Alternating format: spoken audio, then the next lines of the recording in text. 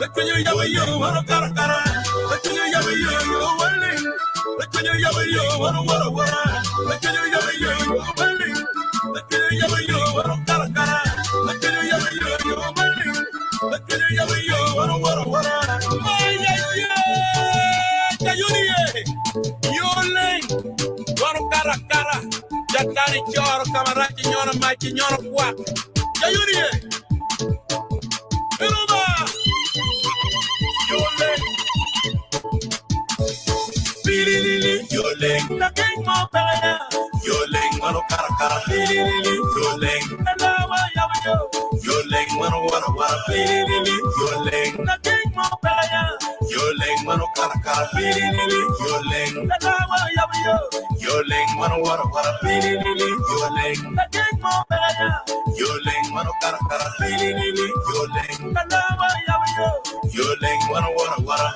Adiya mo nigiria. Dubaye kuya. Adwara mo nigitwara. Dubaye kuya.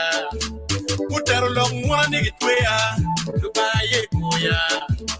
Uwili wa bili nigitwea. Dubaye kuya. Kaan. Dubaye kwara. Beitema. Kaan. Uleye kwara. Beitema. Kaan. Dubaye kwara. Beitema. Kaan, uleye kwara, beitema. Kuparo nye kwe nigitwara pin, Dubaye kuya. Ikape kuma nigitwara pin, Dubaye kuya. Uwilu makjay niginera, Dubaye kuya. Utiero kwe niginera, Dubaye kuya. Kaan, Dubaye kwara, beitema. Kaan, uleye kwara, beitema. Bilili yoleng, na king mo paya. Yoleng mano kaka. Bilili yoleng, na lawa yawo. Yoleng mano wara. Bilili yoleng, na king mo paya. Yoleng mano kaka. Bilili yoleng, na lawa yawo. Yoleng mano wara. Bilili yoleng, na king mo paya. Yoleng mano kaka. Bilili yoleng, na lawa yawo. Yoleng mano wara. Dubaga yawo ngara loro peya. Yawo Dubaga ora ngara loro peya. Ora nyama. Dubaga yawo ngara loro peya. Yawo Dubaga ora ngara loro peya. Ora nyama. Na merawe peyringen. Yoleng. The guy when you down peyringen. Yoleng. Umerawe peyringen. Yoleng. The guy when you know you need peyringen. Yoleng. Lupa para teno kiti. Ye koya. Yo. Lupa montone. Ye koya. Yo. Lupa para teno kiti. Ye koya. Yo. Lupa montone. Ye koya. Yo. Kaan. Lupa ye koya. Yintoro. Kaan. Lupa ye pira. Yintoro. Kaan. Lupa ye rura. Yintoro. Kaan. Lupa ye koya. Yintoro. Bilili yoleng. Na king mo paya. Yoleng mano cara cara. Bilili yoleng. Na lawa yawo. Yoleng mano wara. Bilili yoleng. Na king mo paya. Yoleng mano cara cara. Bilili yoleng. Na lawa yawo. Yoleng mano wara. Bilili yoleng. Na king mo paya. Yoleng mano cara cara. Bilili yoleng. Na lawa yawo. Yoleng mano wara.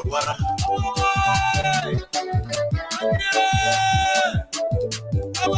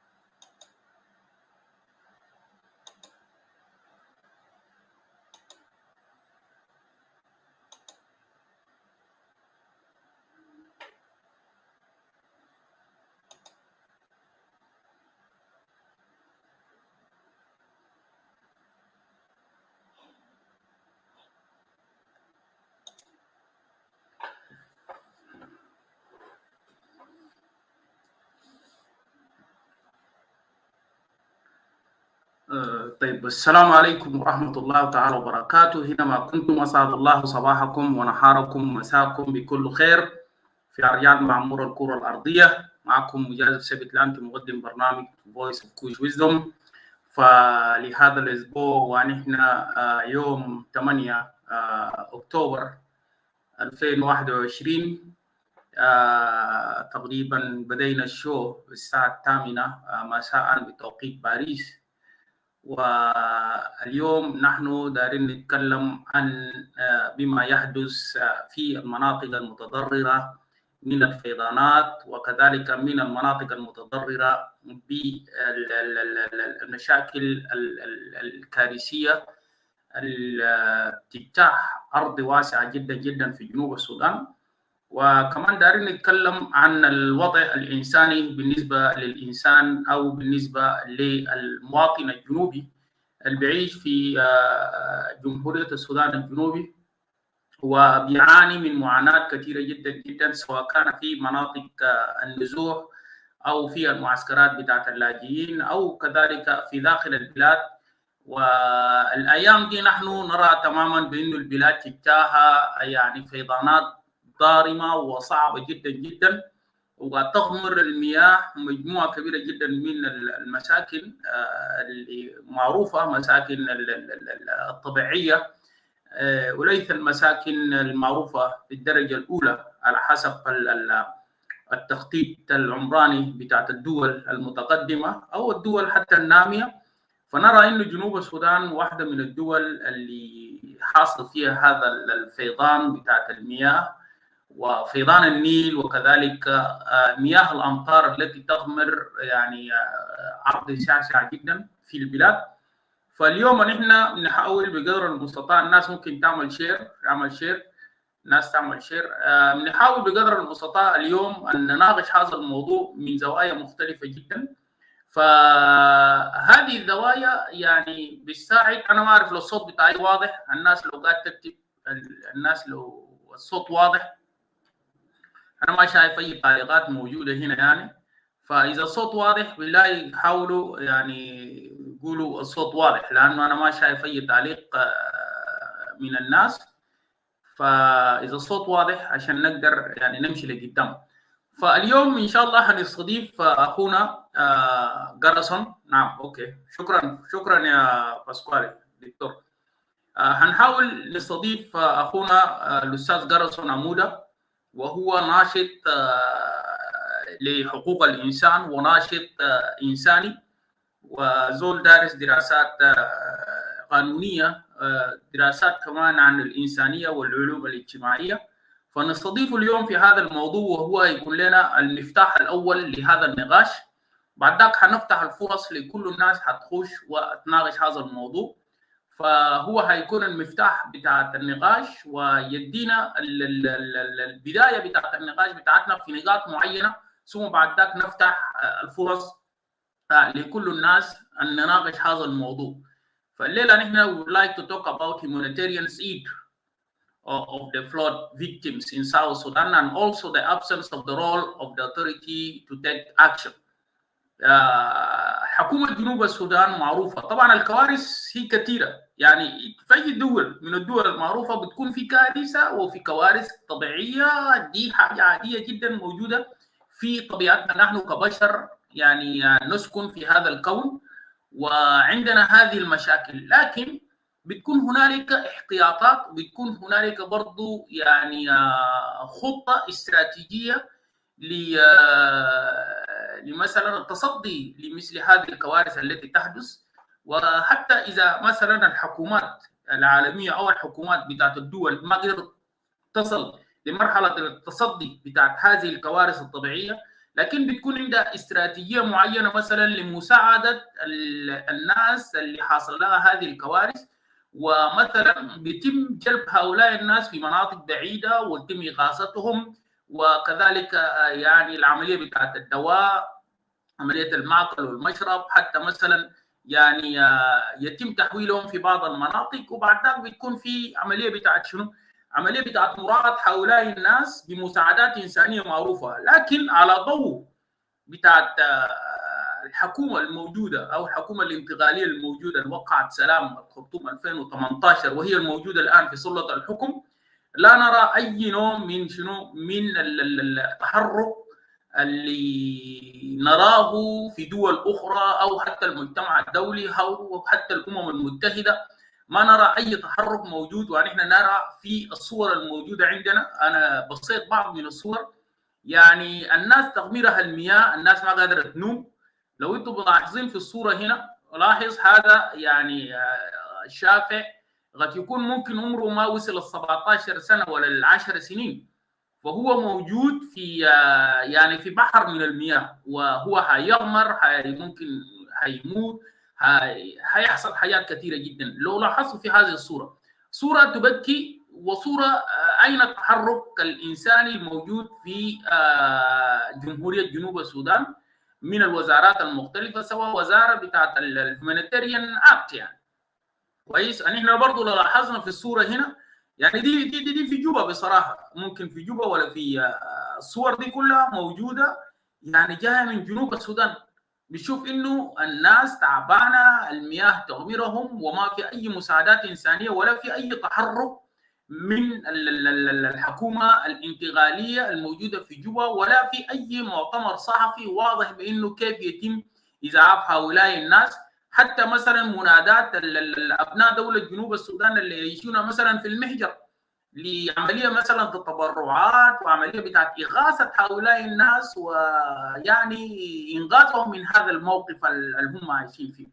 دي كلها صور مباشره نحن بنراها، منها صور في على النيل، صور في الاستوائيه، يعني صور جايه من محلات مختلفه في جنوب السودان. دي كلها صور مباشره، ما في أي نوع من الكذب. ودي نشوفها هذه المرأة التي فقدت الحياة وفقدت كل شيء في حياتها، هي ما باقي لها إلا تقعد في داخل هذا المياه وإلا تبكي. فدارين نشوف وين رد الفعل، وين التحرك بتاع المجتمع الدولي، وين التحرك بتاع حكومة جنوب السودان من رئاسة الجمهورية سيلفا كير مايارديت لتحرك إنساني أو منادات الأمم المتحدة ومنادات الدول الصديقة أن تنقذ أبناء جنوب السودان من هذا المأزق الكارثي الموجود في البلاد. يعني إحنا برضو لو لاحظنا في هذه الصور، يعني ده دكتور زول طبيب شايفه موجود تحت الماء ذاته يعني في الشارع، وهو بيحاول بقدر المستطاع يعمل كونسلتيشن للناس العيانة كويس عشان يعالجهم. فنحن دايرين نسأل سؤال، من سنة 1955 حتى يومنا الآن، نحن في 21 كويس، في 2021 كنا ننادي بأنه دولة جنوب السودان تكون الدولة التي تساعد أبناء دولة جنوب السودان من هذه المآزق الموجودة. فالحركة الشعبية رفعت السلاح في 83 والناس رفعت السلاح في سنة 1955 بالانتفاضة اللي حصلت في توريد أو ثورة توريد، بأنه الناس كانت عايشة في حياة صعبة جدا جدا والناس داير تنقذ نفسها، لكن لقينا نحن انفسنا في 2021 عايشين نفس المعضله. فانا لكل حال ما هطول في الحديث. I would like to welcome brother Gerison Amuda. Brother Gerison Amuda, if you are there, let's start to discuss this issue and to discuss these problems and to see what the authority in South Sudan, they are taking initiative to resolve this problem, to see how they can really do for our brothers and sisters and our citizens in South Sudan, those who have been affected by this flood, in different areas in South Sudan. So we'd like to know what is going on and where is the authority. حكومتنا وين؟ حتى إنه منادات حتى لو هم ما قادرين ينادوا أبناء جنوب السودان الموجودين في المحجر، ينادوا أبناء جنوب السودان الموجودين في الدول المختلفة، حتى نحن اللي اختلفنا معهم سياسيا كويس يدوا الناس الفرص عشان الناس تقدر تنقذ يعني أبناء جنوب السودان الموجودين المغمورين تحت المياه، سواء كان في المعسكرات بتاعت اللجوء أو سواء كان مثلا في بعض المعسكرات بتاعت النازحين.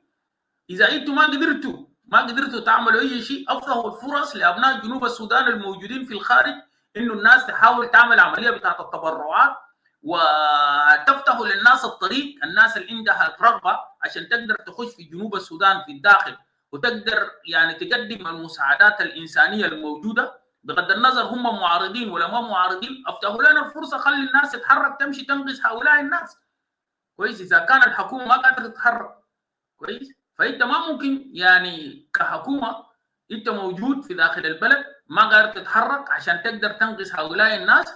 وفي نفس الوقت good afternoon to all of you وكلكم يا جماعة. بس بديت بدون مقدمات، أنا منزعج شديد من هذه العملية. يعني ده شيء كارثي كبير جدا، ده شيء كارثي كبير جدا جدا بالنسبة لي يعني أبناء جنوب السودان. وفي نفس الوقت إنه نحن لو لاحظنا يعني الكنيسة الكاثوليكية بقيادة بتاعة البابا كويس فرانسيس تقريبا رسل يعني كمية كبيرة جدا من الأموال. هذه الأموال حتى الآن نحن ما عارفين هل الأموال دي يعني تم شراء بتاعة المواد الغذائية والمواد مثلا الصحية وبعض المواد مثلا زي مشمعات ومثلا إنقاذ هؤلاء الناس في هذه المناطق. ما في أي رد فعل نحن شفناه حتى من يعني سواء كان يعني مثلا سوري ما شفنا اي رد فعل سواء كان من الحكومه بتاع جنوب السودان. Anyway, so I'd like to welcome brother Gerison Amuda because he's going to talk more in English. I just express a little bit in Arabic so that people should know what we are talking about. Then he will be available to discuss this issue to us tonight. Brother Gerison Amuda, you are most welcome. Thank you, Majazif. It's nice to see you again. Yeah, nice to see you, and I hope you have one device so that it will not make echo. No, I do have one device. All right, so you're most welcome. I would like to let you to greet the audience and also to introduce yourself, and then we'll go forward to discuss this issue tonight. Thank you very much. Well, I think I'm very privileged to come to your show once more time. This is not my first time. I've been coming to your show several times. And I felt very touched that we are going to discuss about the humanitarian disasters in South Sudan in our country. And I think today we are not going to talk much about politics, although we shall touch a little bit here and there. But I just want to beg your viewers that they should know that what is happening in South Sudan today affects each and every one of us, because, I mean, it's not about tribalism, it's not about anything that happened in Upper Nile, Unity State, Western Equatorial State affect all of us Southern Sudanese. So by name, I think I have already been introduced by you. And I'm from South Sudanese. I'm from South Sudan, and by birth, by nationalities, I'm coming from Eastern Equatoria, particularly from Bageri County or Bageri administrative area, and more so I'm coming from Lower. So that is briefly about me. And when we are talking about today, we are talking based on sociologies and human rights, because these are the field of my studies. Thank you. Thank you very much, Brother Gerison Amuda. I don't know, it seemed like I have some echo somewhere, but I don't know from where exactly. Let me adjust the volume of this so we can start. Yeah. So, Brother Gerison Amuda, you're most welcome again. And let's start to talk about this issue, who is really is a big issue in South Sudan. And you said that we are not going to touch politics, but I think it seems somehow we are going to touch those who are responsible for the country, what is their action. And I think that is going to drive us to the politics and also the policy of the regime in Juba as well. So before that, let me just give you to introduce about the issue of humanitarian problem in South Sudan and what you have for us tonight as introduction, and then we'll deal with the question that will come follow. Thank you. Thank you one more time. I think for us to understand what is happening in South Sudan very clearly, I want to talk based on the sociologies. In sociology, there is what we so-called society control. And when you look about what is happening in South Sudan today, it's all about society control. What is society control? Society control is a system that is set up by certain group of people or individual, either in the government or either in the institution, to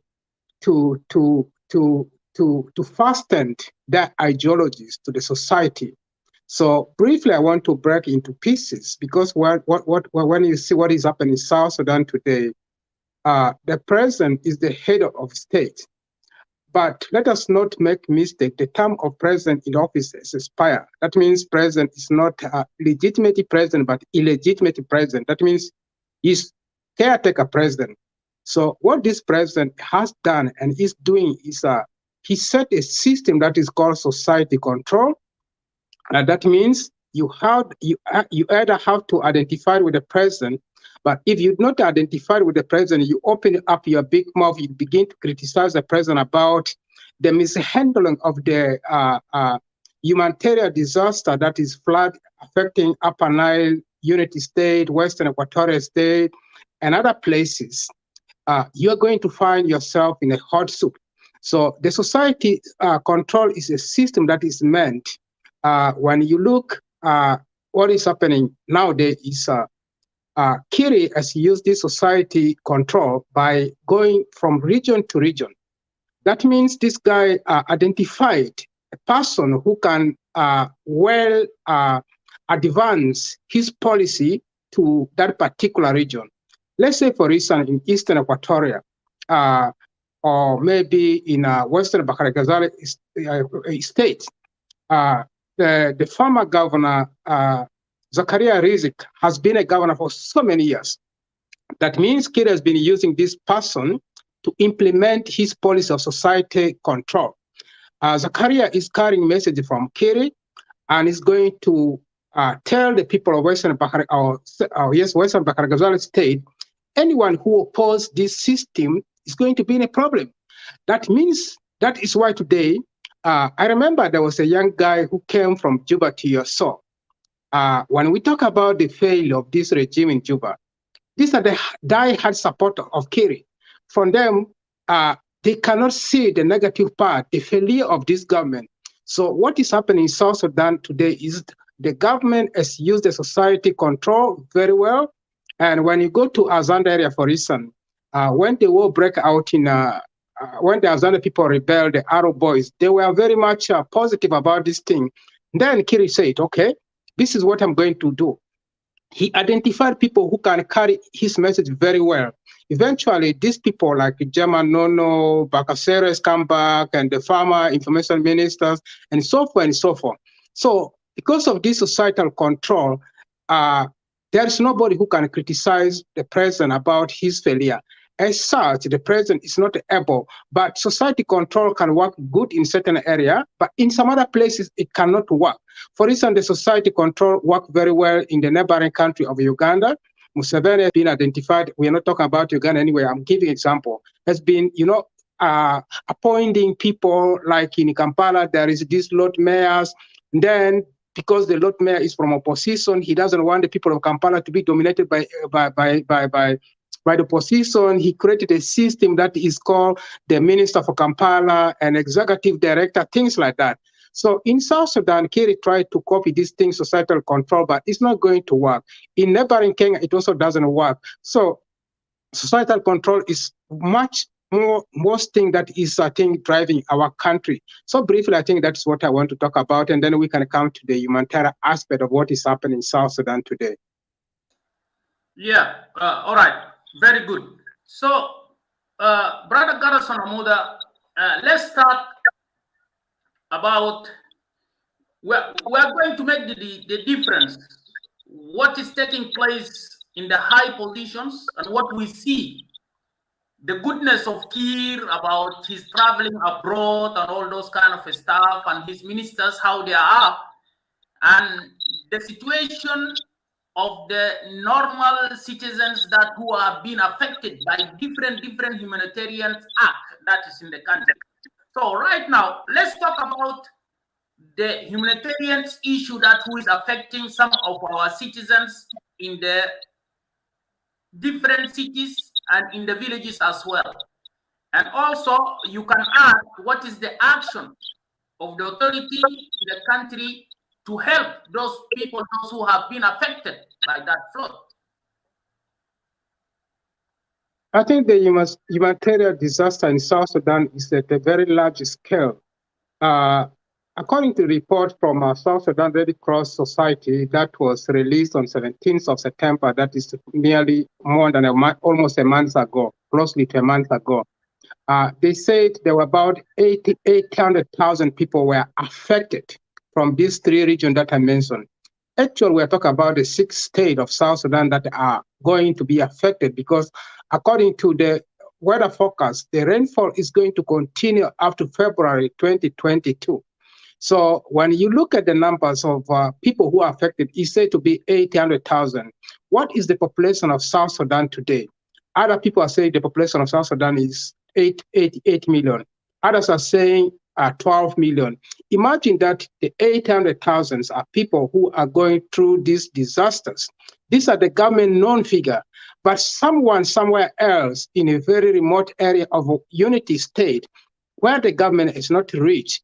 So the number could have reached maybe 2 million or more than even 2 million people affected. And to me, the question here is, the absence, as you posed to one of your questions, the absence of the authorities in the ground has led us, the people of South Sudan, to question as to what this government is doing.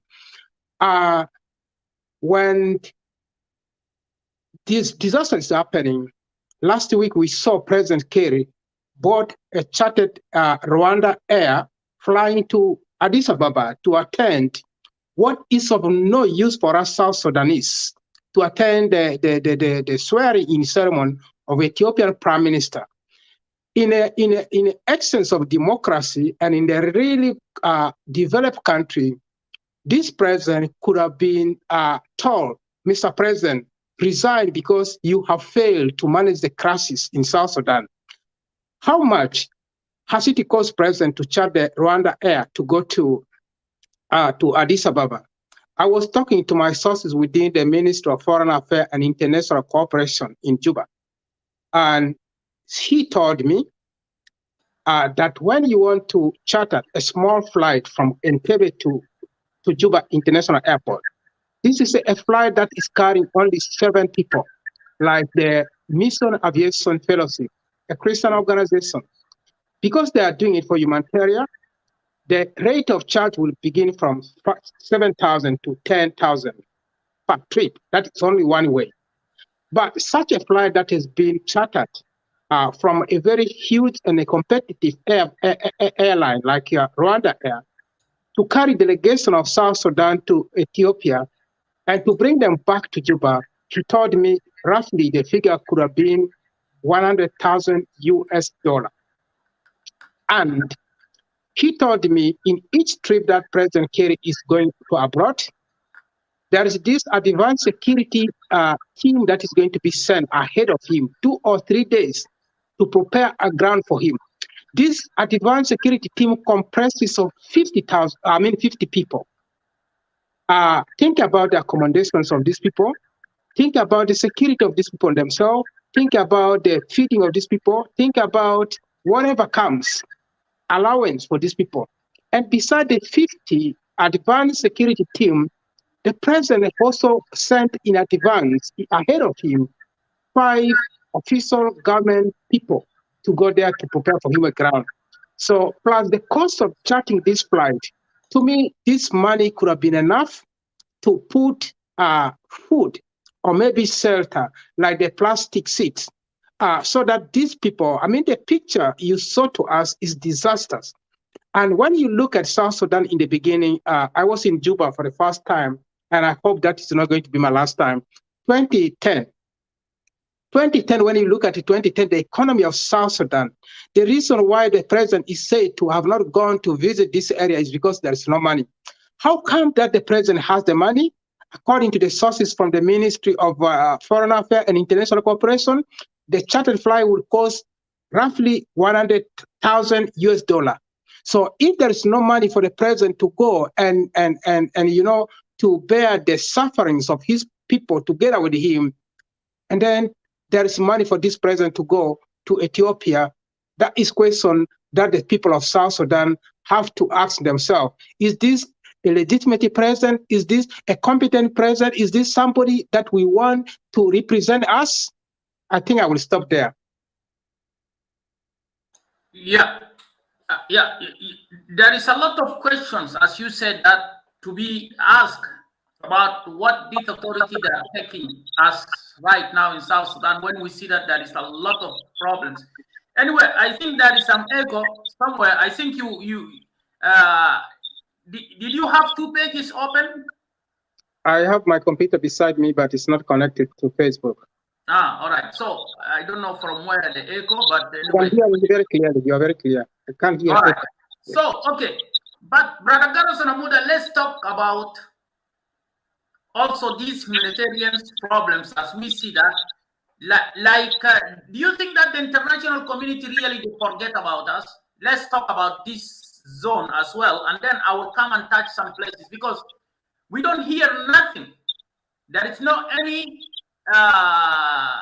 press release that is coming from the government, the United Nations, nothing is there. But we know that there is 100,000 and thousands of people that are under the water, even they cannot sleep. As you see in the photos, what I mentioned. So, what is going on? My brother, South Sudan has become an experimental field for this international community. Yes, the work of international community cannot go unrecognized. The international community work in South Sudan, but when you see what's happening today in Juba, the Chinese peacekeeping groups has been awarded the medal of maintaining peace and helping South Sudanese to realize their hope. I mean their dreams. So to me, I think the money that the UNIMES is spending on this kind of occasions should be put to help these people who are affected with these disasters in Upper Nile, in Bahra Ghazal, in Unity States and Western Equatorial State. Not only those places. I mean, last week we saw the national security cars have been carried by the water at the Luri River. So this is also happening very close to the capital of South Sudan. So the international community could be there. But first of all, before the international community come to your aid, you got to put your house in order. So if the president could not use the little money for putting the humanitarian action first and sending this big, huge delegation to attend the UN 79 meeting in New York, which is of no use, I think, to me to send this huge delegation. That part of money could be chopped and sent to help these people. So that, I mean, you can also be able to advocate to the humanitarian agencies working in South Sudan that as government, we try our best, but because, I mean, our economy is not okay, we could not go from where we stopped. Help us. But the indication is that the absence of president, the absence of this minister of disasters and humanitarian relief and other authorities, even state authorities, are not even taking care of this. How are you going to convince the NGOs, humanitarian agencies working in this country that they should go there? And besides that, I think the operation could be very expensively because all the roads in South Sudan now are impassable. You cannot go by road. You cannot go by boat. So the only thing is to charter private plane or maybe UN World Food Program flight up to go there. So that is, I think, the situation we are in at the moment. Unless the government come forward and try to, eliminate these methods of society control, whereby, I mean, they are controlling people. They concentrate much about the politics. They concentrate much about their position, and they are still, ranklings over issue of unified forces and so forth and so forth. So to me, I think the whole thing is all about politics. These people who are dying in the remotest part of South Sudan, who claim to have President Kiir as their president, I think it's time for us to think twice. Yeah, but now you are saying that it is time for us to think twice. But do you think that the South Sudanese, they know that the government of Kiir is a failure government, and even the party, that what they call it, the SPLM, is a party that what is looking really to push the South Sudanese to the hell? Do you think that the South Sudanese really recognize this? Because we don't see any action from the South Sudanese, either even those who have been, have been inside those water. There is still, if Kiir tomorrow appear to them, there is still clap their hands. So what is going on? What is going on in the mind of the South Sudanese right now?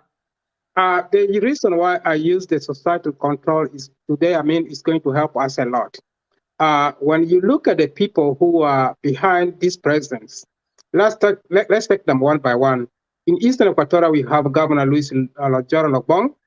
He's diehard supporter of Kiir.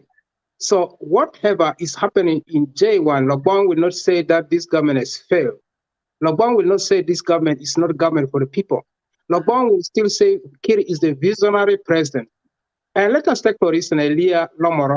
He's coming from Fojulu area. And it's not SPLM by the way, in this politics of South Sudan. And Elia Lomoro has been living in UK for many, many years. He has a house in UK. He's made a British citizen. He has tested democracy. He has seen how democratic countries are working. But this guy is living in an illusion as if he has never been living in the world outside.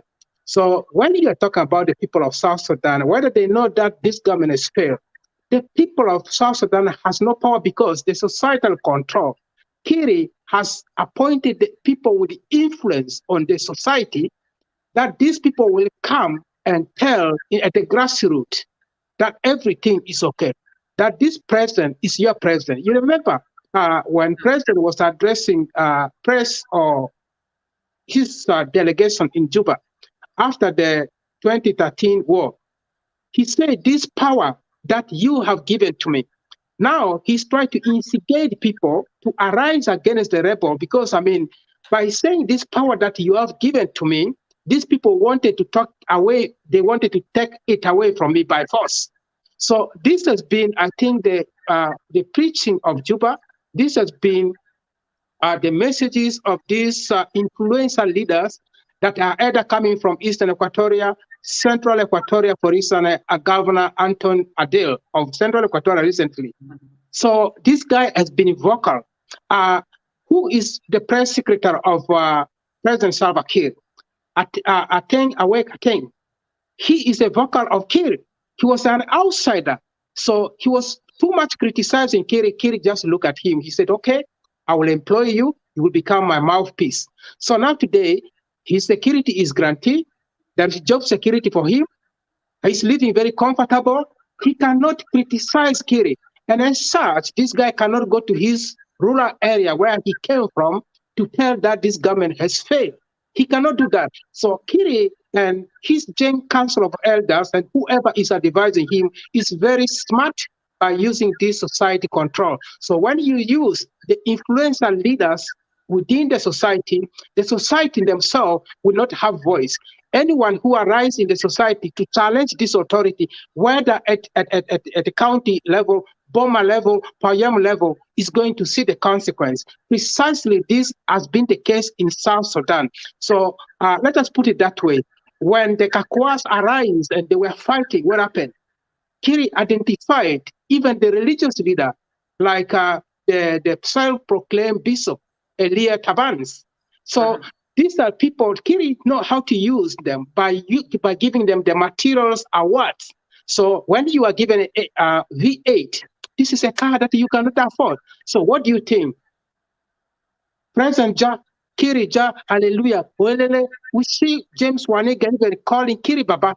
It's because, I mean, that kind of ideology that has been pumped into their mind so that whatever happened, they see Kiri as a central figure, as a leader, as a father, and without him, this country cannot move on. So to your question, whether people of South Sudan know what is happening in J1, know what is happening in Juba, know whether this government has failed, there are people in South Sudan today have given up. I have given up about this country. And there are people, young people, who are now living in the refugee camp. They vow not to go back to this country because they don't see future there. And until these elites that are misleading the president have gone, maybe the new generation. This is not about tribalism. We're not talking about one particular tribe. We are talking generally about the failed regime that is sitting in Juba. So the society control has been used very nicely. And because the society control has been used so smartly, you cannot even start rebellion. That's why Caribino Ball was quickly being snatched and killed. Because you cannot start rebellions in the place where the society has been so much influenced. You have no hideout place. So Kiri has managed well to run his authorities. Although he has failed, the people who are working for him, like Michael Makwit Lowell, they cannot say this government has failed. They can see Kiri as a visionary leader, even if the people of Jongole are being carried by this water for 2 good years. And President Kiri has never set feet in Jongole. President Kiri has never set feet in Bahar Ghazal. President Kiri has never set feet in Unity State. But President Kiri has been going to Uganda. President Kiri has been going to South Africa. President Kiri has been going to Ethiopia for so many times. So that is the question I think we should think about it. Well, all right, that's correct. But let's also think in another side that why do you think that the absence of the president to really put the issue, this crisis of all the citizens that have been, flooded by the water, as one of his agenda to resolve the problem, because we are about to come for the election. So if really they are thinking about the citizens, why Kir is absent then to help the citizens that were the citizens of South Sudan, because tomorrow we are going for the election. So who is going to vote for him if he's abandoned all the citizens? In your own analysis, what do you think that why he's absent? I mean, why I think the president is absent is very clearly stated that the government said there is no money for president to visit this humanitarian disaster area. The president could just bought this SPLA or South Sudan People Defense Helicopter chapter to just take him to where these affected area are, to see these people, to comfort them, to talk to them, to assure them about the government readiness to help them. But what is happening in South Sudan is all the humanitarian activities that were done by the NGOs has become the gift of of this government, because the government think it is their power that bring the humanitarian aids. For instance, we see a country like China giving things, and they carry the flag of South Sudan, the flag of China. So this, to me, is an indication that the citizens of South Sudan will think that these aids are coming from the government of Juba. So if the elections are going to happen tomorrow or next year or the year after, it's very clearly that the people of South Sudan even do not know anything about this government. And for them, the slogan that they know is Kiri is the liberator, SPLM is the liberation power of this country. So eventually, people will be told, without this government of SPLM, South Sudan will not be. So as SPLM is the liberation force, it must be voted for. So that is, I think, what is going to happen. Yeah, that is what is going to happen. But we know there is some, some aid come from the international community, like, for example, the church. The Pope Francis, he sent, I think, thousands of dollars, I think $900,000. And this money, I think, is going to fall on the hands of the people, those who are really doing corruption. Why the international community is just giving the money like that without taking another actions really to do good, so that this kind of help can reach to the people than to reach for the hands of the people that who are going to put for their pockets? Don't you think that the international community really, they are helping this government to resist and to stay in power? It's I think the worst nightmare scenario to be a beggar and to depend on humanitarian. As I was telling you that in 2010, the economy of South Sudan is much more better than that of Uganda. The economy of South Sudan was much more better than that of Kenya. I remember we went to one of the restaurants very close to Juba University. I don't know Juba that very much, but this restaurant was owned by a Mundukuru, is an Arab from Khartoum. And when we went there, 5 of us, we ate to the satisfactions with less than 50 South Sudanese pounds. That time around, the economy of South Sudan was very good. And due to this incompetency in these governments, we have seen the economy of South Sudan shrink today. And South Sudan economy became so the worst in the region. And so the international communities have been giving and have been pouring monies through either their embassies or through their agencies working in South Sudan. And I don't know, maybe money that is channeled through the USAID is going to the rightful direction. But these are the small organizations. The government also came out with a policy that they charge the NGO working in South Sudan. They restricted them. So the government is very smart by applying certain bill that enable the NGO to work independently. Whatever NGO that is operating in South Sudan today, they have to come through the South Sudan Relief and Rehabilitation, whatever you call it, services, I think. It have to come through that.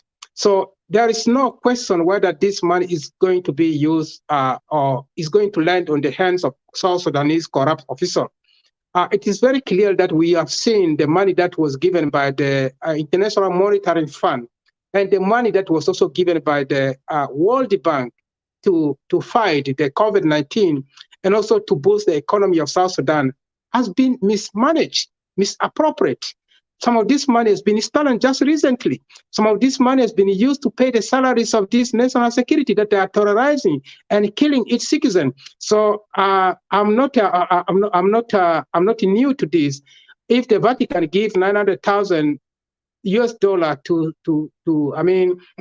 to support the flood victims, they could have done it through the Catholic Relief Services.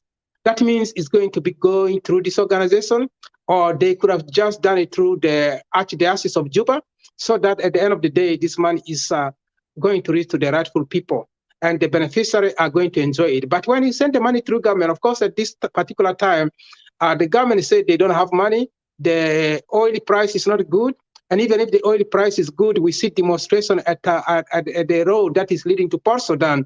That means the oil transportation from South Sudan to Port of Sudan has been held. So the this will be like a hyena is waiting for a dead meat. That money is going to go to the mouth of the hyena, and the hyena would be very glad to receive that money, I think.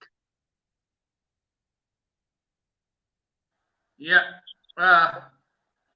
Okay, Brother Gerison. So, sorry.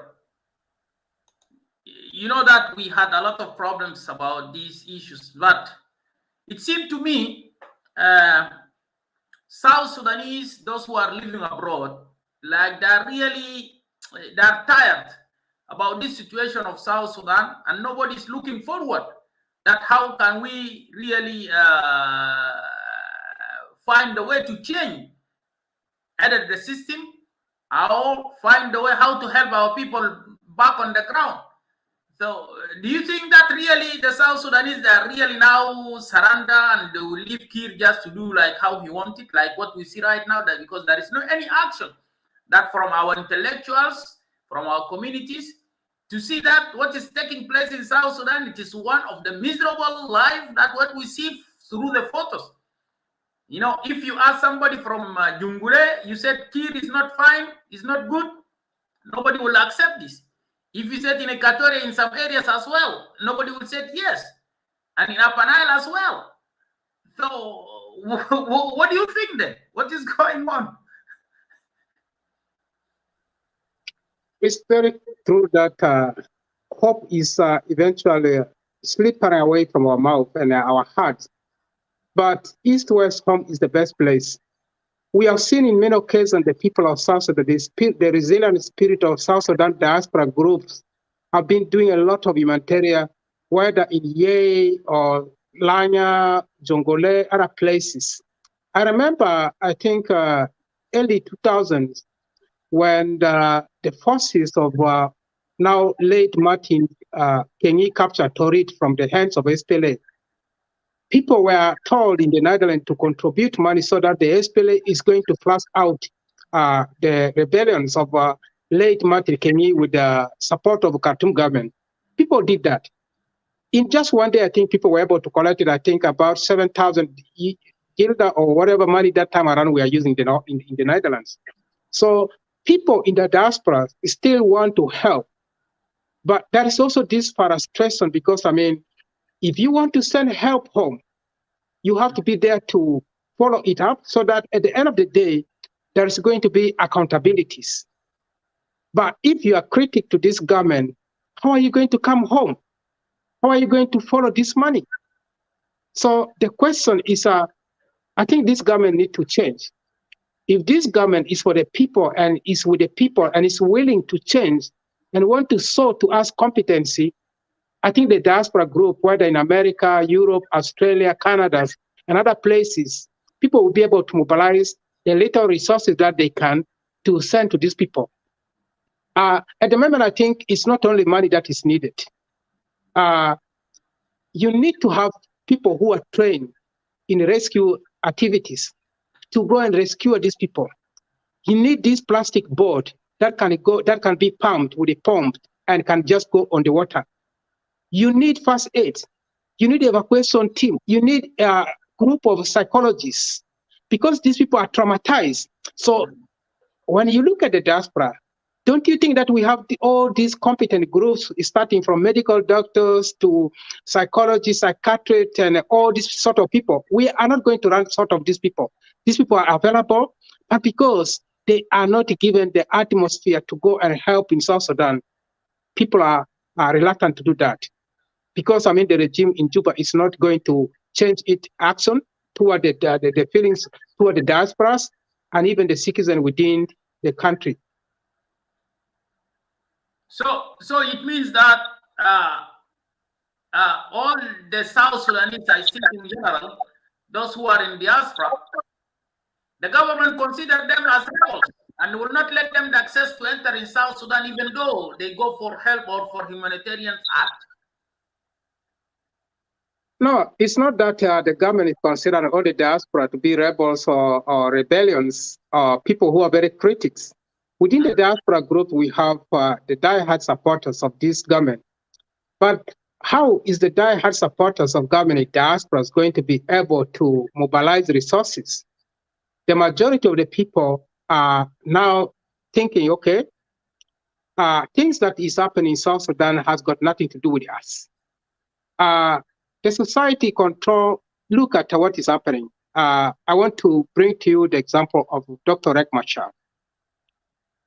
Dr. Riek Machar also fall victim to this society control.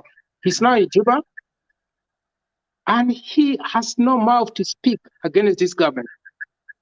And so to me, I think what this individual has been looking for is his dynasty. And since he found his good safe haven in Juba, whatever happened to his Nuer people in in Unity States, at Lol, and other places is not his concern. We have seen Rebecca Ngadeng has been crying, I'm the mother of the nation, and this and that and that. And since Rebecca Ngadeng came back to Juba, that rhetoric of saying I'm the mother of this nation has changed. And the rhetoric that comes out of her is now, the president is the visionary president. So when you look at what is happening today in South Sudan, I think the diasporas and even people who are living within the country, including vast majority, if Majazif, you are to do the opinion poll in free and fair, I think majority of the vast majority of people who are living in Juba are going to say, no, this government is not for us. Yeah, but Brother Gerison, let me ask you a question to another side.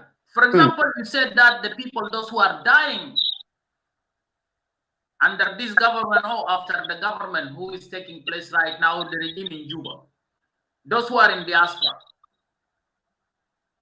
So put it like this, if the government of South Sudan cannot help the citizens, do you think that the people who are supporting the government, those who are living in diaspora, they can do so? Really, they can really help?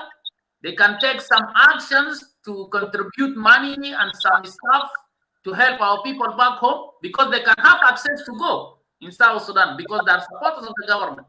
But do you think that they can do that?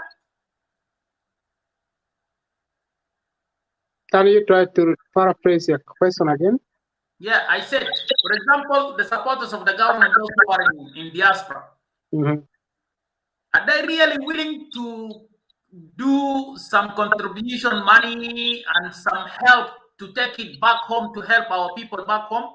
Or they will have the same mind like the government that who is in the country, they have money and they cannot do so for our citizens, those who are, suffering right now? No, when I talk about the contribution that people made those years the country was one. There was no war. There was no much about the people who were criticizing this regime because it was too early for the people to criticize this regime. And now, given that there is a high polarization among the people of South Sudan in diasporas, for instance, in Holland, where I'm sitting, I know it much more better. When a Dinka person died today, the Nuere will not come to the funeral. When Nuere is holding prayer, last prayer funeral, the Dinkas are not coming. And when an Equatorial person dies, maybe the Equatorian will come there plus two Nuere. So this level of polarization within the society, even if the supporters of the government in diaspora want to mobilize the resources, who are the people going to give them the resources? It has to be from the general masses of all the South Sudanese living in diaspora in one of each of these countries. But if it is going to be about the supporters of the government, I don't know how many Sudanese are living in France where you are sitting and how many are there supporting the government. And so it's not going to be easy. And the government in Juba, I think things are going to get worse because the oil price has dropped and there is this crisis in Khartoum or in Port Sudan. And now the Nimule-Juba highway that used to receive a lot of money that has been putting this government on its feet. What happened was Uganda now allowed the people of South Sudan to enter Uganda without a visa. And South Sudan has to do the same. The Uganda government say if South Sudan did not do it at around 10th of this month, they are going to restate the visa fee on the people of South Sudan. So what happened was, I think Juba also did the same thing in the past 2 days, but negligently, the immigration officials who are working in Nimule, yesterday I was reading from Uganda Monitor that they were still asking Uganda to pay $50 for entry fee. So let us expect that the government is going to face it rough, and the government is going to depend on this money that is coming from maybe China in terms of loan. But this loan, the people of South Sudan should be able to speak for themselves, because this loan is going to be paid by you. This loan is going to be paid by this oil money. This loan is going to be paid like in Kenya. The Chinese government has threatened to take away the port of Mombasa for 100 good years. In Sri Lanka, they have taken the port of Sri Lanka for 100 good years. That means all the revenue generated through this port, all the oil revenue that is going to come from oil field of South Sudan for the next 100 years, Majazif, I will not be there, my son will not be there, but the people of South Sudan will continue to pay for this price. So it's not the government boasting that we are getting this money. It's about you and me going to pay back China. And even though Chinese is going to take away Juba Airport, China is going to take away the oil field of South Sudan for 100 good years. So let us expect that unless this government is able to reform it. But how is that reform going to be? When you look at this group of breakaway SPLA, they are not talking about they want to renegotiate the peace agreement, but they were saying that they do not want to start a new term. They want to renegotiate what has been negotiated. What does that mean? That means these people are also looking for their survival. They are looking for a position to be given to them in Juba, so that when they come to Juba, at the end of the day, I think they said 400,000 South Sudanese people who died through this crisis have died for no good reason. Because at the end of the day, the SPLA party is going to unite together, whether being it from Thomas Cirillo, being it from Pagana among the real SPLA, being it from Emmanuel Ajawe, these people are going to go back to Juba, to the mother SPLA. So the people of South Sudan have suffered for this 8 or 7 years for no good reason. Those who perished died for no good reason. So the government of Juba have to be held accountable. There is one thing that triggered my mind is Kiri have never apologized to the people of South Sudan. And President Kiri is not going to say, I'm sorry for not visiting this flood-affected area. So it is up to you to look for the ways of survival. Those of you who are living on top of water, it's up to you to make survival, because this government in Juba is for themselves. What they want is to get this little money so that they could continue to sponsor their kids in the diaspora, in abroad, in far nations. Yeah. All right. Good. But some people, they can say all these natural crises, it is normal, like natural crisis in different countries. The government cannot do anything because it is a natural problems. But do you think that what the government can do if things happens like that, when we really know a good government, the government is looking for the people, the government is seeking the people, and the government also what he have is strategic issues. So, like for example, for Sudan, South Sudan right now, what do you think that the government should do if it's really this government is for the people and by the people in this kind of problems? Majazif, just 2 months ago, we see flood in the part of the Netherlands, Belgium, and Germany. Yes. What has the government of this country did? They came out very clearly. The first thing is in Germany, we see the now ex-chancellor went to this most affected area. She apologized to these people for the shortcoming of the government. So people are not expecting Kiri to do much because these are natures coming from God. But the government should have set apart policy for disaster and preparation, so that in the eventualities of unforeseeable risk that like this one happen, the taxpayer money should have not been squandered of flying these people to New York. The taxpayer money should have not been squandered for sending Kiri and the 50 his advanced security personnel to Ethiopia to attend the swearing ceremony of Prime Minister. That has got no use for us, people of South Sudan. So what the people of South Sudan will ask this government to do is to set up a policy. Because, I mean, when you look at the Jongole is flat land. When you look at the Equatoria, we are living in mountainous area. And the river is so narrow, even that Jongole is very flat. and people are living around the road, around the roots of this water. And now that since the weather forecast has projected that the rainy season is going to extend up to February 2022, we are going to see more flood going to affect this area. More people's houses are going to be swept away by this flood. The Netherlands, where I'm sitting, in the year, I think, early 50, it has been consumed by huge floods. The government invested so much heavier in building dike. So when the flood happened in Jongole, I saw what the government called dike. These are culvert. These are not dike. The government should really enforce and build really water protection system that is going to be able to control. Is a very big project. But if they can invest in this for the next 100 years, it's going to be saving life. But if the tax money that is going to be sent to Juba, or Juba is collecting, whether from Upper Nile, Bakra Ghazal, other places, is going to be squandered only by luxurious means, I think the people of Jongole will continue to suffer. The people of Unity State will continue to suffer. The people of Western Equatorial State will continue to suffer. And not only this, I think there is also going to be farming because, I mean, according to UN Food Organization, the focus is that more than 3 million South Sudanese are going to be affected by the farming and drought. So it's most likely the country is going to be hit very hard. So that's why I think the government have to come out with a clear policy of maybe setting up a parts fund in eventualities like a flood or disaster like a drought or whatever happens. People's lives should first be prioritized. If you prioritize the citizen's life, and when there's going to be election, I think that is when they're going to vote for you. People should not vote for you and then you neglect them. So precisely this is what is happening in Juba. I don't know whether they really have a working policy that is meant to protect the citizen. Because even the securities, the national security, the armies are the same like this flood, terrorizing people as we talk. So I think the government have to come with a clear policy. And as long as we still have this corrupt official that is invested 4.1 billion in 2000 or early 2000, and this same government keep on, rotating these same people, why don't you bring fresh people with a fresh idea?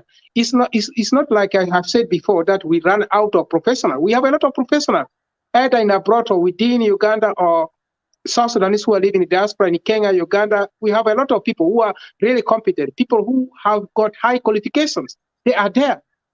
So the only thing is the policy of the government toward these people. And everyone is afraid to bring their lives to Juba only to be, to be castrated. Mm-hmm. Yeah. All right.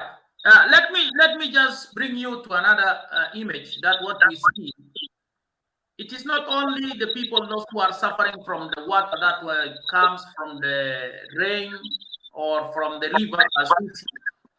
But look to this, Brother Gerison Amuda. Look to this image. That right now we had a big problem even in Juba Bridge. I think, yeah, the image, but I will post it. The Juba Bridge is going to take 45 days, and it is going to open only one way. And we see how people are suffering to cross from, I think, from Gumbo to the town. So this is also one of the big problems that the government really, it is not considering the citizens as a human being. Don't care about the citizen. So what the government really is doing then? I will put the photo right now. You go ahead, please. Thank you. Look, it's just a very laughing stock because, I mean, who has undertaken the contract of repairing this Juba Bridge? Who's the executive directors of Reno Constructions?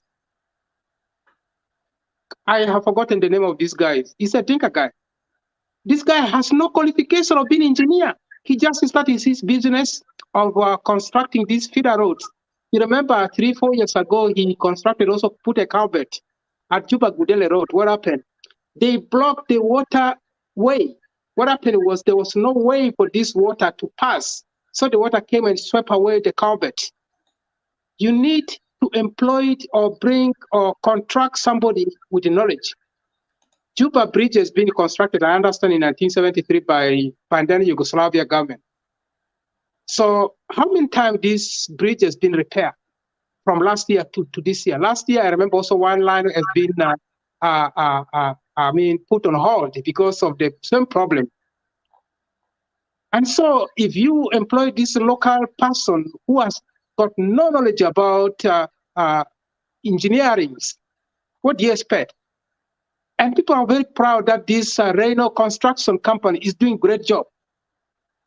I mean, his knowledge, his ability is not suiting the level of Juba constructions or Juba bridge constructions.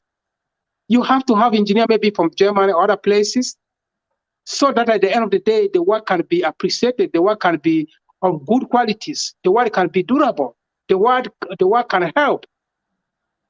So by saying that we brought the bolt from England and then it's going to be fixed by this local engineer, so I think it's just going to be a disaster itself. I don't know what happened to the new plan of Juba New Bridge. This is the image. This is the image where you will see that all the citizens, those who are living in Juba, they are going to face this problem for 45 days. Just like this, you see how people there and they are saying Corona is there. You see how the number of the people in the bridge just crossing from Gumbo to the town and from the town to Gumbo. You see how it is. And this is one of the big problems. But do you think that the South Sudanese really, they can put this in their mind and to see that their problem is the government, their problem is the leadership of South Sudan, their problem is the SPLM? But I think they don't put this in their consideration. So what is your analysis? Thank you. I'm not going to say that the people who live in South Sudan have no eye to see what is happening in Juba. And I'm not saying that the people who live in South Sudan are not exposed to the outside world. But sometimes I think it is good to have knowledge about how other governments run their government. There is a saying in my culture that when you are used to eating the food of your own mother, you may not think that other mothers are the best cooks. So what happened is in South Sudan, I think today, because people see Juba has developed, and people think this is a progress. Are people going to eat in the building? Are this building going to provide food to people? I don't think so. We have actually have a lot of humanitarian needs in South Sudan. We have a lot of disaster in South Sudan. Look at the hospital situation in Juba, where people run out of blood donations. Look at the school structure in South Sudan. Look at the offices of PAYAM or maybe governor's offices. Look at how these national armies are suffering. So South Sudan is full of, I think, disaster. For the last 15 years, this government has just been disaster itself. It's time for this government to go. But how is this government going to go is the question that everyone and each of South Sudanese need to ask that question. The fact, I think, that the groups that came out recently that they want to organize demonstration, is it in 30th August? Yeah. When you look at the leaders of these groups, the top leaderships are the Dinka. And the former governor of one of the states, is it Northern Bakaragazali state, is still being held by the national security. So it is an indication that the people of South Sudan are now beginning to prove to this government that we are tired of you. It's just a matter of time, I think, things will not go well. That's why the president used society control. When you look even within the armies, there is this society control because the top leadership of the army is being fed well. The closest presidential guide unities that Kiri now relies fully on. Kiri does not rely on South Sudan People Defense Force. The presidential guide unity do not even directly report to Santino Deng. This group reported to their command, and the command reported to Kiri. So I think it's just a matter of time. Things are going to go from worse to worse. And it's just a matter of time if the soldiers who have been going angry could not be fed by this government. I think maybe. It's because I think majority of this group of the soldiers are coming from the same tribe where Kiri is. The policy that they have been brainwashed with is the fighting in South Sudan is not about the government. The fighting in South Sudan is about the extinction and eliminations of Dinka groups. So these soldiers, who the foot soldier who strongly believe in the policy that the fighting in South Sudan is against the Dinka, is the one that is keeping them. But time will come for them to realize that the fighting is not against the Dinka. Dinkas are our brother. Dinkas are suffering. Even they are suffering most than other communities in South Sudan. So until this group of the soldiers that have been told the fighting in South Sudan is against the eliminations of Dinka, they will now realize that the organizers of Juba 30th August peaceful demonstrations are Dinka, and Satino, Kerbino Wall, who was killed, was a Dinka who could not anymore sit with the President Kiri because he has seen incompetence in President Kiri. Unless people come out with that kind of mindset like that of Kerbino and this other professor now who is taking refugees in America. Unless that happens, I think we shall see a lot of disasters going to happen. Yeah, a lot of disasters that maybe they are going to happen, and a lot of change will happen soon. If the South Sudanese, they start to think and they start to believe that, no way for them to go forward only by pushing this regime outside. But I still wondering, some of our brothers and even the South Sudanese themselves, if they see this kind of images and photos like what I posted before, and even though they know it is from their area, even from Western Equatoria or from Upper Nile or from Bahar al-Ghazal, but they still have that sickness of supporting the government. And even though they don't even get any benefit from it. So what is the problem? What is your analysis about it?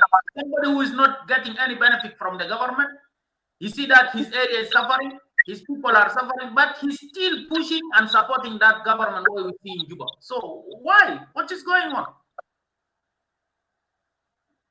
I think if we are to go to peaceful opinion of God in Juba and set up maybe in Juba University and ask the students and the residents of Juba to vote whether this government is for the people and of the people, the result will clearly indicate that people are not happy about this government.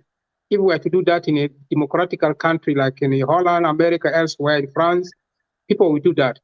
But in Juba, as I said, the society control has been dominating people's mind.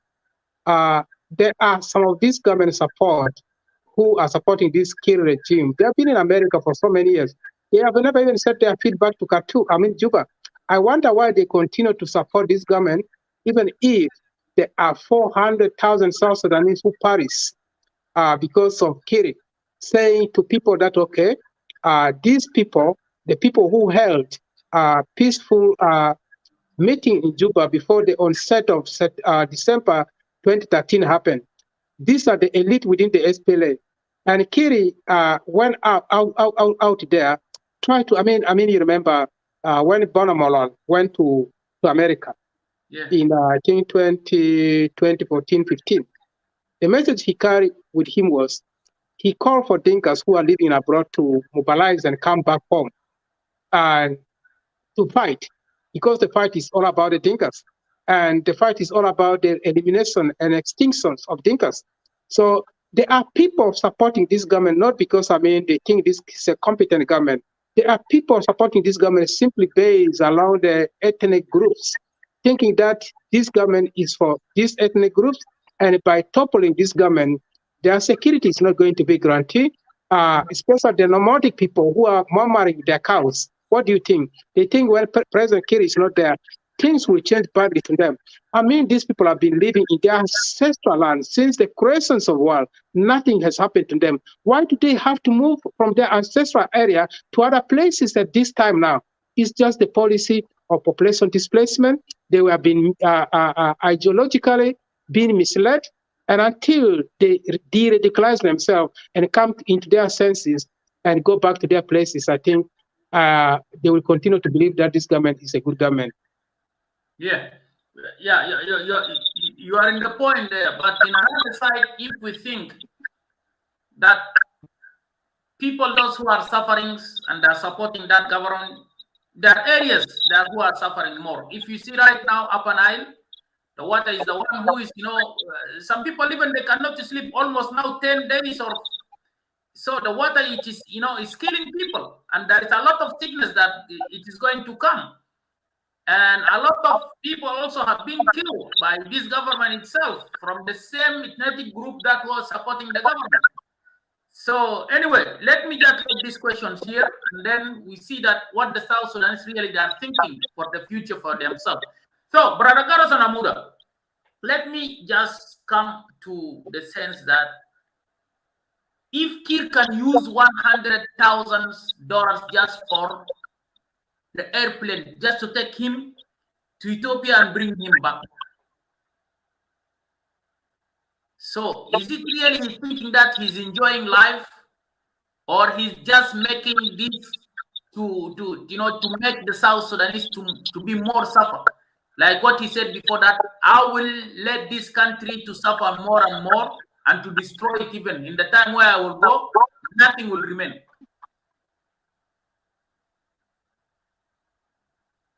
The money that we are talking about could be very fractions, very small piece of money, just a drop of oil in the ocean.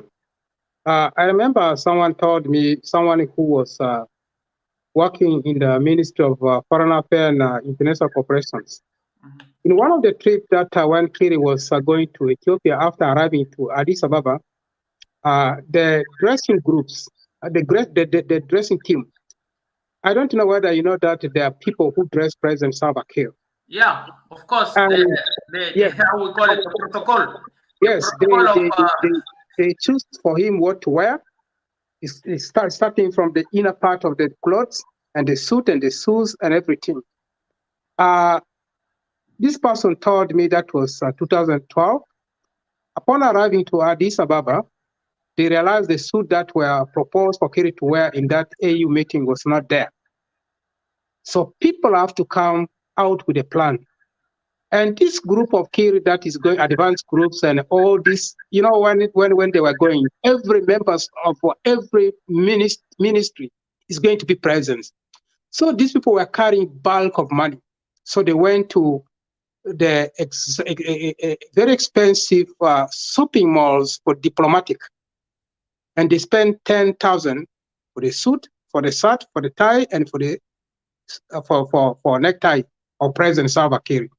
So imagine the president can wear a suit of 10,000. This 10,000 can be student fee in the University of Makerere for 10 students for one semester.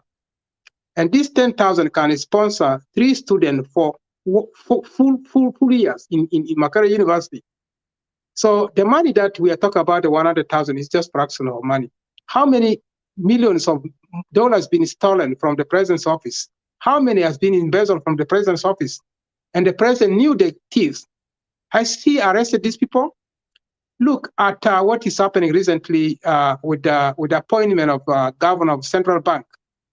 This was somebody who was being eliminated from the office of president, and President Kiir brought him back. So it's because they know themselves. And as I said, the president is using the society control.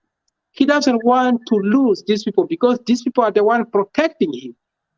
If he cut these people loose and let them go with their stolen money, these people are going to organize the society. They're going to tell the truth.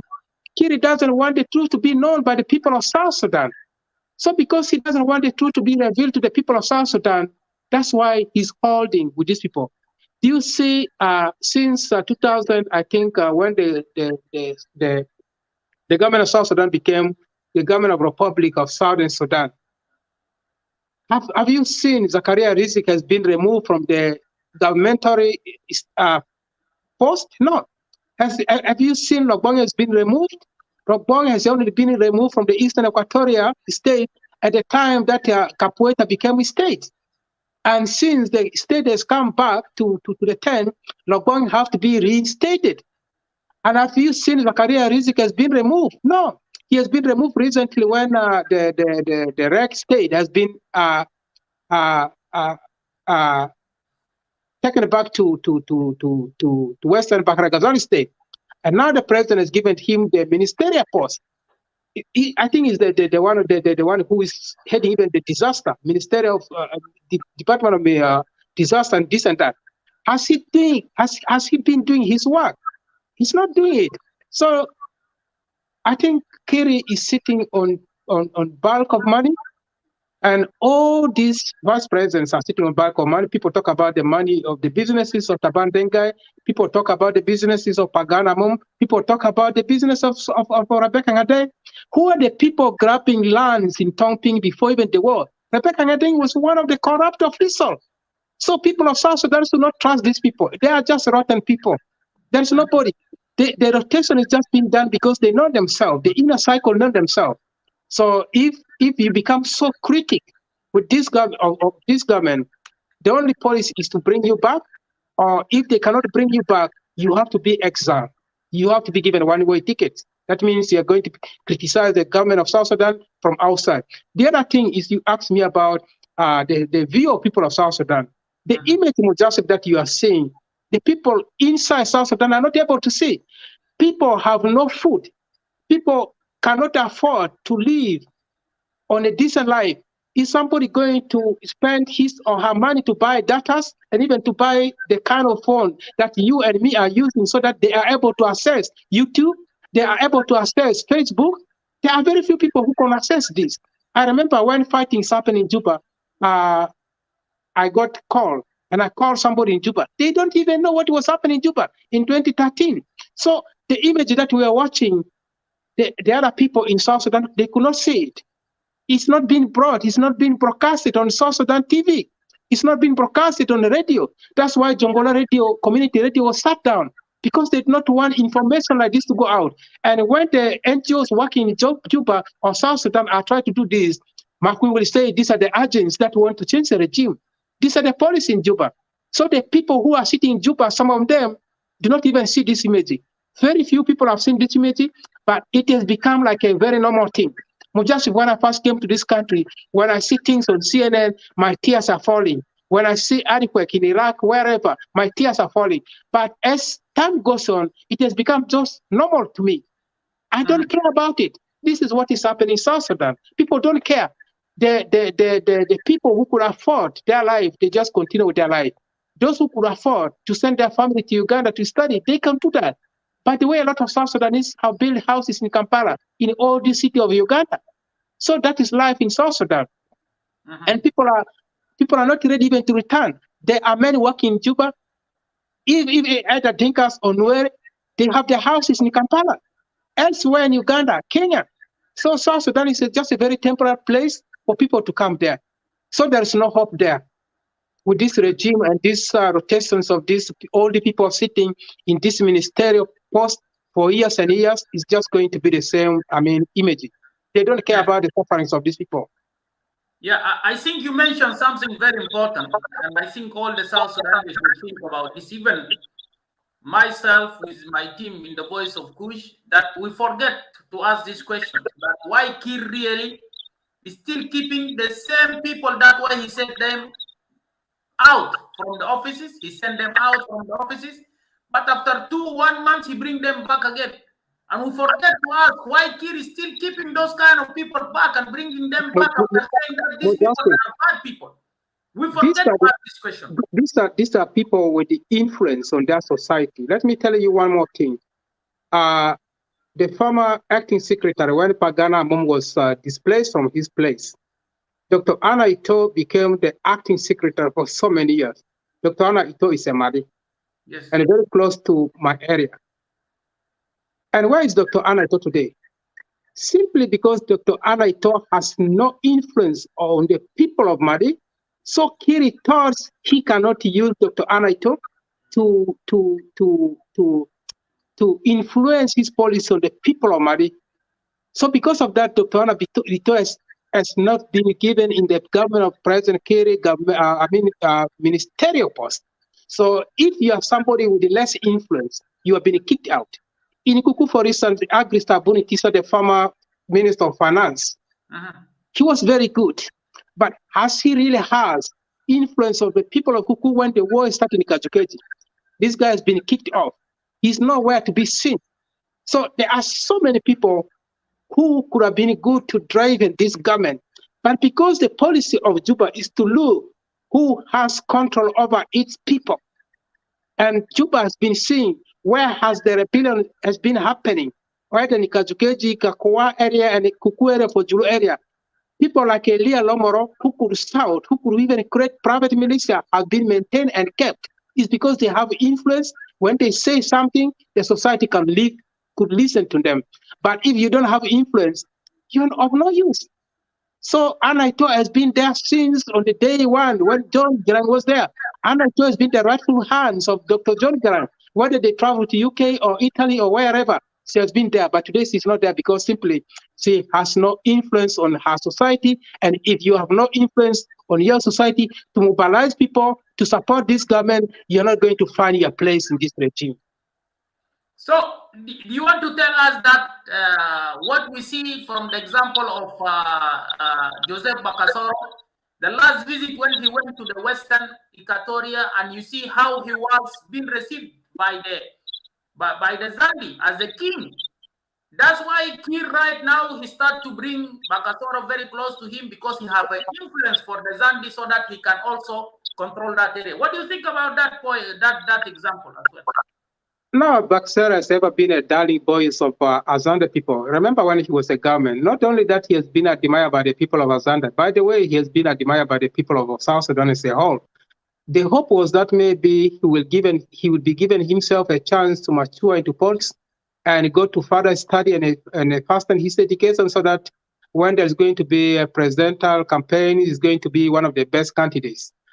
But when he was arrested, we all, I think, know the reason why he was arrested, because, I mean, when they held the meeting in Kampala with Joseph Logbong, our friend from Eastern Equatoria, Clement Wanega, they wanted to start rebellions in Equatoria, right? That is all what was known.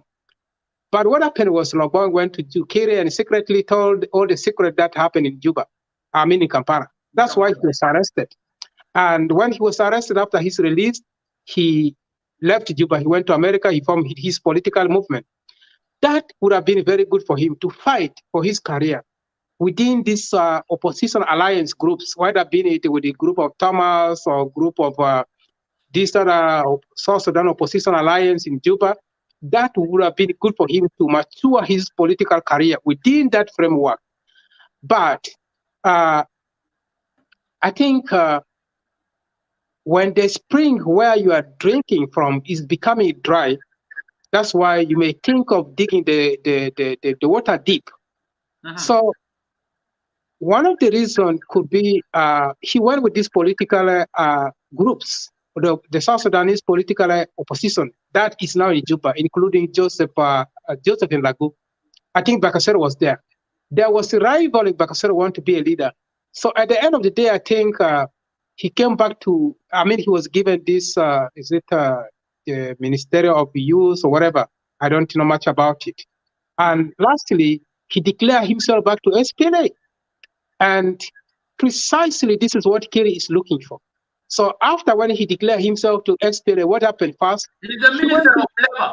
He's a minister of labor. Exactly. So when he declared himself back to the mainstream matter of SPLA, he went back to Western Equatoria. Why did he go back to Western Equatoria? He went there to talk to the people. He went there to carry the message of Kiri that this peace agreement is holding water, that we are going to implement this peace agreement. So these are the agencies that Kiri is using. So Bakasoro is one of the betrayer of the people of South Sudan, and that will be his nature. And as long as we are living, that is how people are going to characterize him. And he let down the people of Azanda. The aspirations of the people of Western Equatoria has been killed by this politician. I think there was a rivalry. He think maybe when he doesn't come back, Nono Komba is going to be very popular. I don't know. So that is the political chaos that we see. People think that outside the SPLA, they cannot make their political career. All right. Yeah, I think that is another example because right now a lot of people that are from the Western Equatoria, for example, Zande, they are supporting Bakasoro so much. I think he is going to use Bakasoro to be one of his keys in that area to make a lot of his policy on the ground. So, all right. So I think we will have another more 3 questions, and then I will let you to also say what you have for us in your paper. Right now,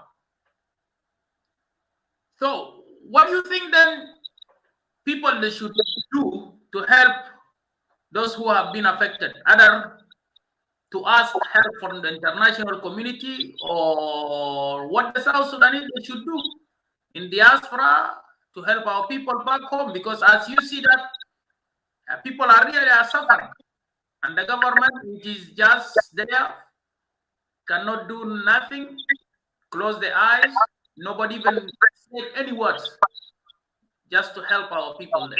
So, do you think that it's easy that people in diaspora they can do something, or it will be very difficult because it seems that also the people, those who are in diaspora, also they have their own problems because our social fabric is already broken? I think people have the gut and the willingness to contribute to help their brothers back home. But the question that needs to be asked is, how are we going to be able to mobilize these resources? Is it going to come from the pocket of individual, or we are going to set up maybe fundraising activities? And even if we send fundraising activities, how are you going to channel the money to South Sudan? Who is going to receive this humanitarian aid, and who is not going to receive it? So with the polarizations of the societies in the diaspora, I don't know whether there has been regional setting of group that is doing the mobilization to mobilize resources so that this fund or assistance can be channeled to the people of affected region. I don't know.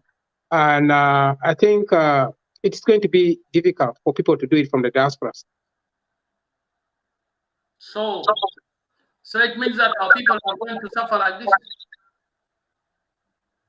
One of the work of the government is supposed to be looking for its people. I mean, her people. It's not another citizen to look after another citizen.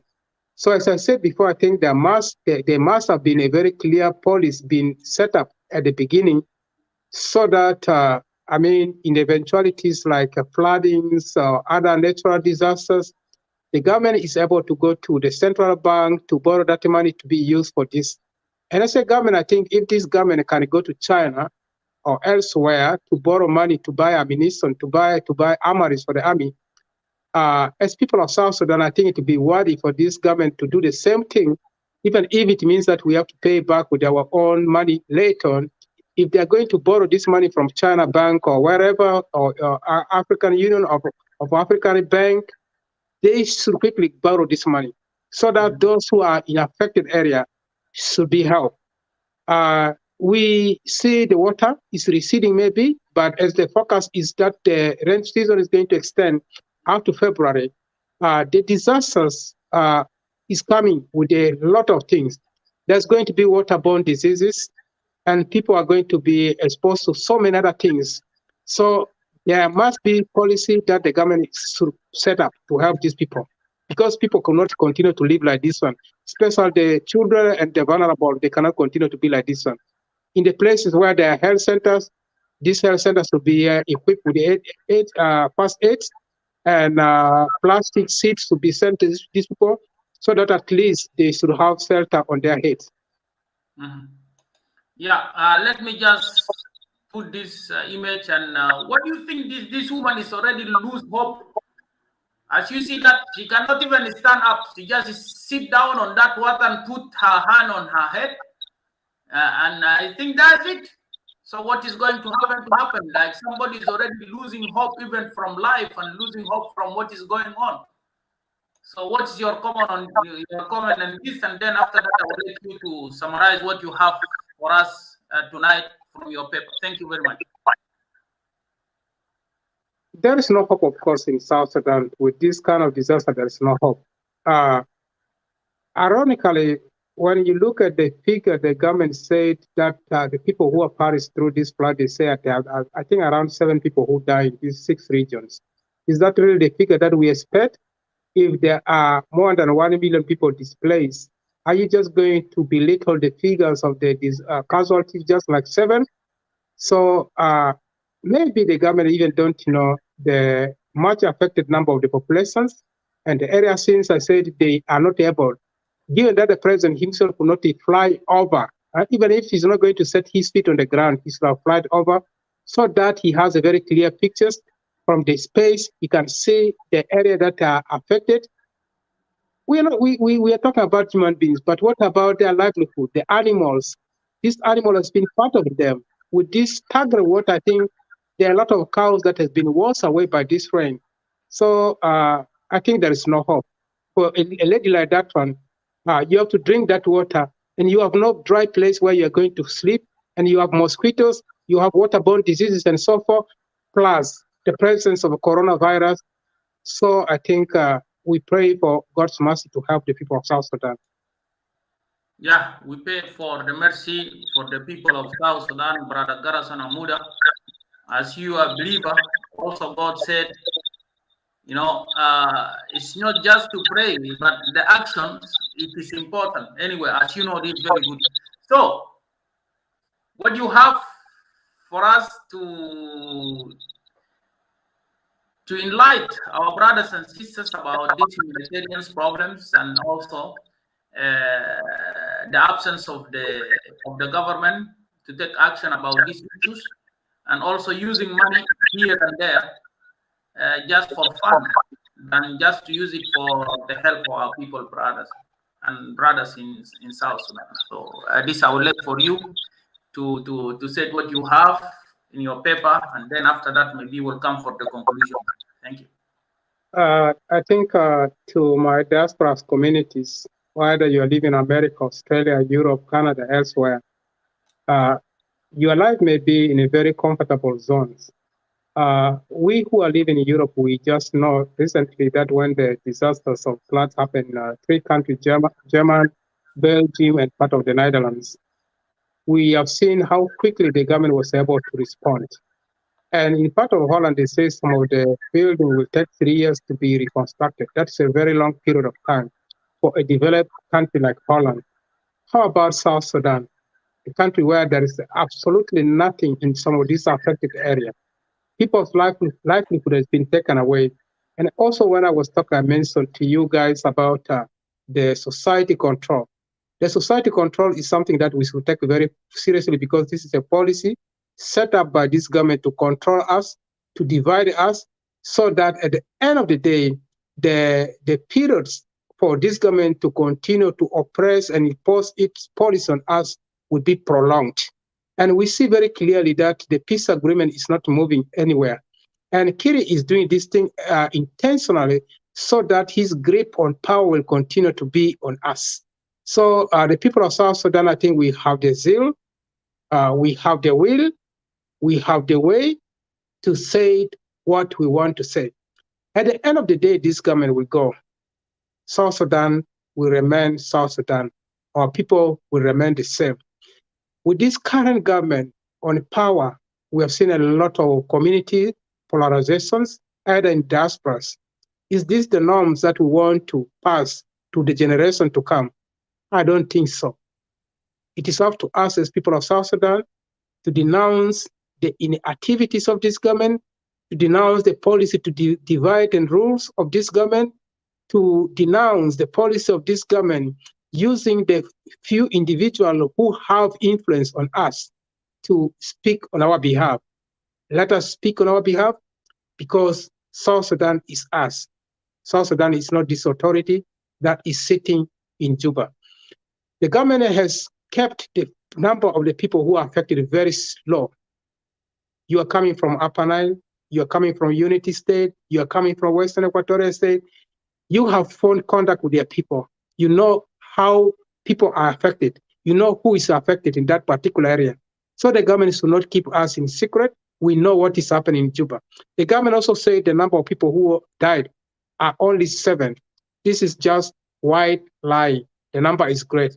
And above all, if Kiri could chart Rwanda Air to go with his 50 advanced security team to Ethiopia, we are also applying to this regime in Juba to chart the same flight for Kiri to go and tour this affected disaster area, so that at the end of the day, the TV, the South Sudan broadcasting service should be able to broadcast for us the press image, and the government should be able to tell us.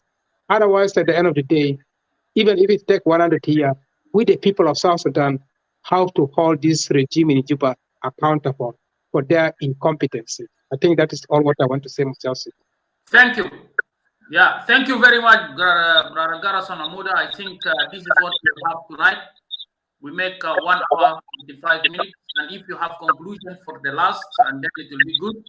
And if somebody would like to join us, I will give him like 2-3 minutes. Is okay. If it's not, then I think we'll come to the end, Brother Gerison Amuda. Yeah. No, I think I have exhausted all my points, and it was very humbling and a privilege to be on your show. Yeah. And I will continue to be part of this great job that you are doing. God bless you. Thank you. Thank you very much. God bless you too. And really, you propose a very good thing that to come and discuss this issue. And the question that what you raised also have been, very fundamental questions that why Kir is still bringing the same people that who have been corrupted. He fired them and he bring them back. But it seemed that those people are the one who protecting Kir. That's why Kir is playing some games here and there, telling them that I don't know these people, they're only the people who know how to eat, but tomorrow he will bring them back again. So we know the cinema and also the sketch of what Kir is doing right now.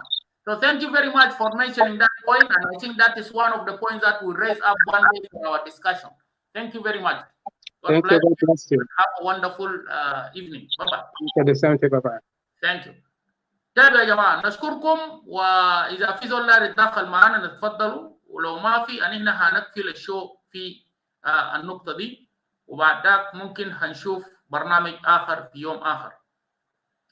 سمعنا كلام بتاع براد عموده اتكلم كثير جدا عن المشاكل الحاصله في جنوب السودان والفيضانات الحاصله والتعب الحاصل للمواطنين في المناطق المختلفه، لكن ما في أي نوع من الجدية من السلطات بتاعتنا الموجودة في جوبا أو الحكومة الانتقالية الموجودة جوبا من يعني النواب الخمسة وكل الوزراء الموجودين والناس المسؤولة، إنه ما في زول حتى بيجيب الخبر بتاعت المواطنين اللي قاعدين ونايمين في تحت المياه. يعني من خلال الصورة اللي احنا وضحناه إنه تقريبا أبناء دولة جنوب السودان والمواطنين اللي بيعيشوا هم فقدوا الأمل في الحياة وفقدوا الأمل في إنه كيف إنه الإنسان يعني يقدر يعيش في دولة فوقه بترول وفوقه يعني بيقول له شنو ثروة يعني كبيرة جدا جدا، لكن هذه الثروة الموجودة تستخدم بس لأفراد معينة ولرئيس الجمهورية إنه يتنقل ويسافر كما يشاء بملايين الدولارات بطائرات خاصة وطائرات معينة لبعض الاحتفالات في دول أخرى المجاورة. لكن الشعب يعني يهلك بهذه المياه، يهلك بالجوع، وكذلك انه حتى يهلك بالامراض المختلفه. فالسؤال الذي يطرح نفسه هل نحن ابناء جنوب السودان قدرنا نستدرك هذا النوع من المشاكل؟ قدرنا نفهم انه دي نوع من الحكومه الموجوده الان في جنوب السودان، ده نوع من الرئيس الموجود في جنوب السودان، ده نوع من حتى السياسيين الموجودين الماسكين السلطه في جوبا، هل عندهم روح بتاعت الرحمه وروح بتاعت الانسانيه ان يفكروا بالمواطن الجنوبي؟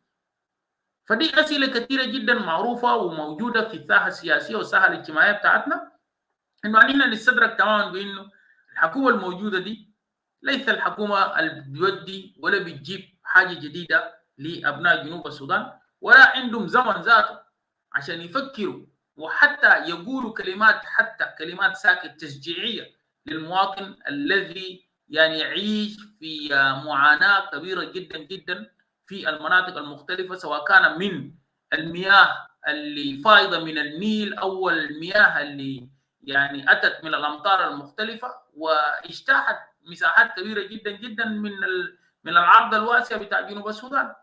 وكذلك بعض المشاكل الموجودة في مختلف الجهات الموجودة في جنوب السودان، سواء كان مثلا التعب الناس من ناحية الجوع، كويس، الجوع والعطش وعدم المياه الصالحة، الامراض المختلفه. حتى لو انتوا لاحظت الدكاتره الموجودين في بعض المناطق بتاعت القرى حتى ما في يعني ترابيزه ولا يعني شيء يسند عليه حتى مثلا يداوي الناس العيانه يعني. فدي كلها حاجات موجوده ونحن ما زلنا نتكلم ونتكلم، لكن ابناء جنوب السودان الظاهر وصلوا لمرحله اليأس. هذه المرحله بتاعت اليأس يعني هم وصلوا لمرحله عدم التفكير بانه ماذا يعني بعد، فكيف يفعلون لدحر هذه النظام الموجوده في جوبا. والشيء الاخير برضه اللي مهم انه تقريبا حكومه جوبا قاعد تستخدم كل انواع الاسلحه المختلفه ل يعني جلب الناس اللي بتسرق وتنحب اموال الشعب، وهم كانوا سواء كانوا وزراء ولا كانوا مثلا قادات سياسيين او كذلك قادات عسكريين، يعني يتم اعفائهم لكن بعد فتره بيرجعوهم ثاني ويخطوهم في نفس المكانات المختلفه او يوزعوهم في محلات اخرى، لان الظاهر السيد رئيس الجمهوريه والحكومه بتاعته الموجوده عارفين تماما بانه لابد ان يستخدموا هؤلاء الناس يعني. والناس ديل هم اللي قاعدين يجيفوا والقاعدين يساندوا في هذه الحكومه الفاشله الموجوده في جوبا. لولا ذلك يعني زي ما قال اخونا جرسون عموده انه يعني the corrupted people, those who who are around the government, around Kiir himself, he fired them and bring them tomorrow. Would bring them tomorrow again. Why he bring them tomorrow? Because he knows that if he fired them, those people that are going to mobilize all the South Sudanese, that are going to mobilize the citizens to be against the government. That's why he bring them back. He knows those people that are looters, that people that are corrupted, but he fired them and bring them back because that the people who are supporting him and the people, those who are defending his regime. So anyway, I'm not going to talk too much. I already sent the link here. If somebody would like to come and add something, you're most welcome. Otherwise, we'll come to the end of the show. We are almost about to make 2 hours. So thank you very much and God bless you. And also we see you next time with another discussion of the show. I know that it is not easy for the South Sudanese really to overcome this regime that who is in Juba. People are suffering. People that I think they come to the end that to know that no way for them. But if there is no way, it means that people are surrender. So if you are surrender of this government, then that is the end. People will be just there. The government will do how he want to do, and Kiir will remain in power until the kingdom come. And I think this is the question that what the South Sudanese also should put in their consideration as well. So that without any action, without any taking, a step forward to change the situation, then Kiir is going to stay forever until he will die on that power, and the suffering of our people will continue day by day, day and day, and night by night. And that's how it is. Otherwise, wake up, my people should wake up and think twice before the time will come for you, because the suffering is not going to be for only some of our brothers and sisters, but the suffering of South Sudan is going to come for all the South Sudanese. If you are today with the government or you are not with the government, the suffering is going to come for you and for your children and for the generation to come. So thank you very much. God bless you all and have a wonderful start weekend, and then see you next week with another discussion as well. Thank you. Bye-bye.